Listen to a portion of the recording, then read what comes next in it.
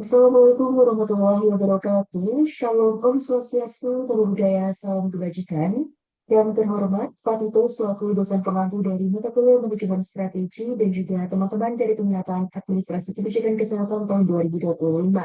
Pada kesempatan kali ini, izinkan saya, Wahyu Kurniawan, untuk mempresentasikan hasil analisis dokumen rencana strategis RSUD Kota Yogyakarta tahun 2023 hingga 2026. Namun sebelum itu, izinkan saya untuk perkenalan terlebih dahulu. Perkenalkan, saya Wahyu Kurniawan dengan NIM 191221118, seorang mahasiswa Fakultas Kesehatan Masyarakat, Program Studi Kesehatan Masyarakat, Pengembangan Administrasi Kebijakan Kesehatan tahun 2025. Untuk itu, overview pembahasan kita pada kesempatan kali ini adalah profil singkat dari dokumen Renstra RSUD Kota Yogyakarta tahun 2023-2026, analisis lingkungan bisnis internal, analisis lingkungan bisnis eksternal, kelebihan dan kekurangan dokumen Renstra dari RSUD Kota Yogyakarta tahun 2023-2026, hingga usulan perbaikan dokumen Renstra RSUD Kota Yogyakarta tahun 2023-2026. Pada pertama, kita akan membahas terlebih dahulu mengenai profil singkat dokumen Renstra RSUD Kota Yogyakarta tahun 2023-2026.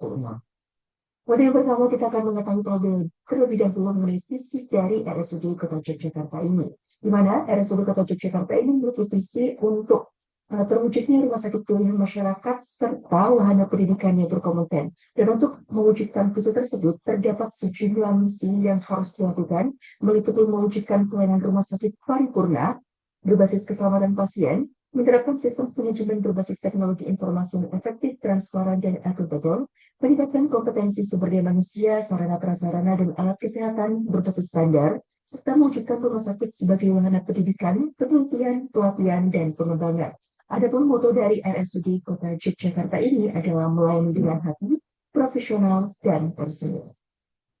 Untuk selanjutnya kita akan membahas mengenai dasar hukum yang digunakan untuk membangun rencana strategi dari RSUD Kota Yogyakarta ini, di mana ini merupakan dasar hukum yang digunakan mulai dari SK Menteri Kesehatan Republik Indonesia nomor 496 dari Menkes, dari SK nomor 5 tahun 1994, Perda Kota Madya Daerah Istimewa Yogyakarta nomor 1 tahun 1996, Keputusan Menteri Kesehatan nomor HK 0203-10233-2014, Perda Kota Yogyakarta, sejumlah perwali seperti perwali nomor 14 hingga perwali nomor 116 hingga perwali nomor 1 tahun 2017. Adapun maksud dan tujuan dari dibangunnya Renstra ini adalah sebagai pedoman peningkatan pelayanan RSUD dalam 4 tahun, terhitung dari tahun 2023 hingga 2026, menjabarkan visi, misi, tujuan, sasaran kebijakan, program, serta indikator kinerja, dan juga dokumen ini menjadi dasar penyusunan renja, RBA, serta evaluasi kinerja.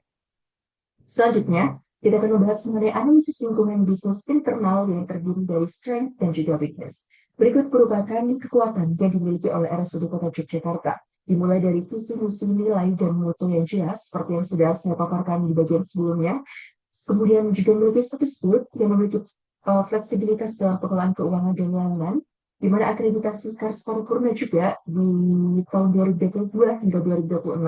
status rumah sakit tipe B pendidikan, di mana hal ini juga menjadi peluang untuk pengembangan fungsi pendidikan, penelitian dan jejaring academic health system, adopsi SIM RS, Smarta, landasan digital manajemen data, pelayanan dan klaim, data kinerja yang historis tertampil pada tahun 2017 hingga 2021 yang cukup lengkap, hingga komitmen pimpinan dan organisasi yang cukup kuat. Untuk weakness atau kekurangannya meliputi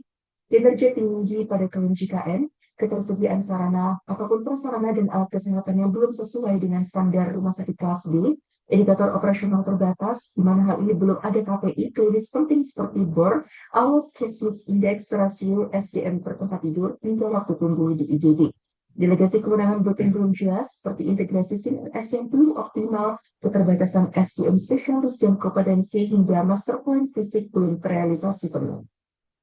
Selanjutnya, mengenai analisis lingkungan bisnis eksternal yang meliputi opportunities dan juga threats, di mana untuk peluangnya sendiri meliputi kebijakan nasional dan daerah yang mendukung penguatan layanan kesehatan, tren yang meningkat kebutuhan layanan kesehatan rujukan, kerjasama dengan perguruan tinggi dan juga academic health system, pemanfaatan teknologi informasi kesehatan, dengan pembiayaan daerah dan juga skema BLUK, hingga status akreditasi paripurna. Untuk threats ataupun ancaman yang ada meliputi ketergantungan besar pada JKN ataupun BPJS, persaingan dengan rumah sakit lain seperti rumah sakit negeri ataupun swasta, keterbatasan APBD untuk mendukung pembangunan fisik, perubahan regulasi dan kebijakan pusat, dampak ekonomi dan juga sosial pasca pandemi hingga perkembangan teknologi kesehatan di rumah sakit lainnya.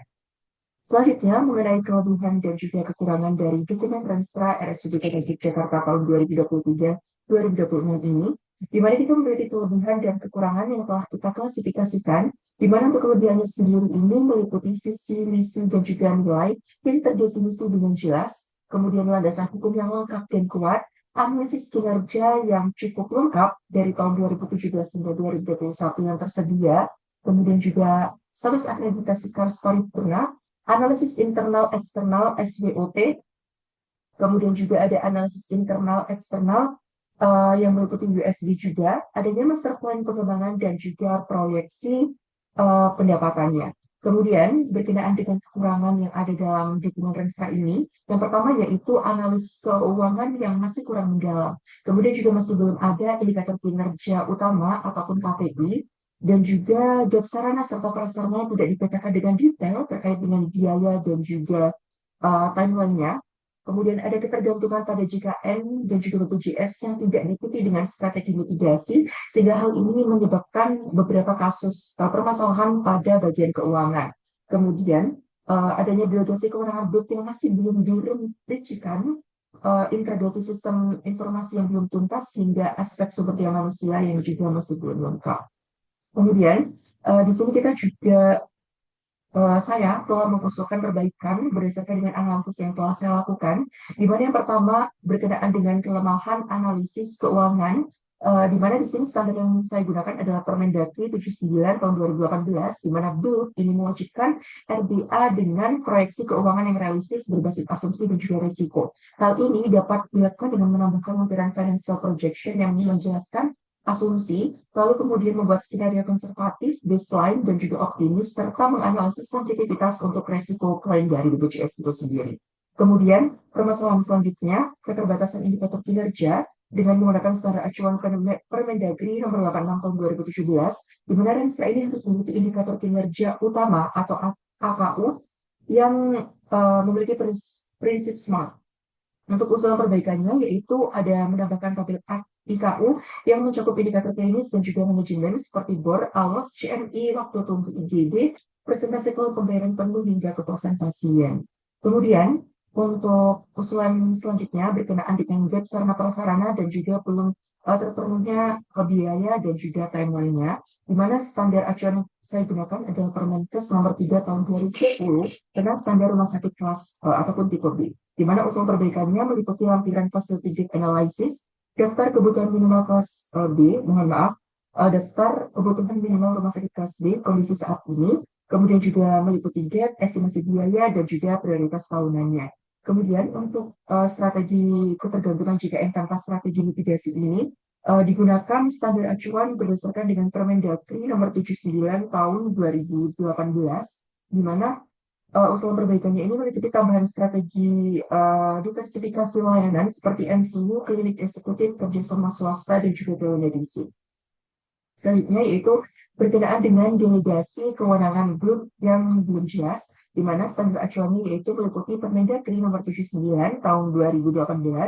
untuk melampirkan matriks delegasi kewenangan, siapa yang berwenang atas pengadaan, rekrutmen, belanja operasional, capex, dan juga kerjasama pihak ketiga, di mana hal ini juga dapat dilakukan dengan membuat SOP singkat yang menjembatani direktur rumah sakit dengan dinas kesehatan ataupun wali kota setempat. Kemudian integrasi sistem RS yang belum tuntas, di mana standar acuannya yaitu SNARS-CARS, Bank Manajemen Informasi, dan juga Permenkes nomor 8 tahun 2013 untuk mencantumkan roadmap integrasi SMART dan juga Simbada, modul keuangan grup, dan juga sistem klaim. Dan yang terakhir kita ada analisis yang juga masih belum lengkap, di mana standar yang digunakan adalah Permenkes nomor 3 tahun 2020. Untuk usulan perbaikannya, yaitu dapat dilakukan dengan melakukan HR gap analysis, seperti kebutuhan minimal dokter spesialis, perawat, dan juga tenaga pengunjung. Simpulannya dapat ditekankan adalah Renstra dari RSUD Kota Yogyakarta tahun 2023-2026 ini menegaskan peran rumah sakit sebagai BLUT dan juga rumah sakit ibu pendidikan dengan visi terwujudnya rumah sakit pilihan masyarakat dan juga warna pendidikan yang berkompeten, di mana dokumen ini juga memiliki landasan hukum yang kuat, capaian akreditasi yang paripurna, serta arah strategis yang jelas pada peningkatan mutu layanan digitalisasi melalui SIM-RS dan juga penguatan fungsi pendidikan. Kemudian, meski demikian, Renstra ini masih memiliki sejumlah kelemahan, terutama pada aspek teknis, implementasi, proyeksi keuangan yang tidak disertai dengan asumsi, dan juga kelemahan terutama pada aspek teknis dan juga implementasi. Proyeksi keuangan yang tidak disertai dengan asumsi dan skenario, indikator kinerja belum mencakup KPI klinis yang lengkap, strategi mitigasi ketergantungan pada klaim JKN yang belum tergambar, serta analisis sumber daya manusia dan juga sarpras yang masih umum, tanpa rancangan biaya dan juga timeline yang jelas menjadi salah satu bentuk kelemahan yang ada dalam Renstra ini. Dengan demikian, Renstra ini kuat sebagai dokumen arah kebijakan, tapi perlu dilengkapi dengan analisis operasional yang lebih jelas, indikator mutu, serta rencana pembiayaan yang lebih detail agar dapat menjadi pedoman implementasi yang efektif. Berikut merupakan daftar pustaka yang saya gunakan dalam menganalisis dokumen Renstra ini.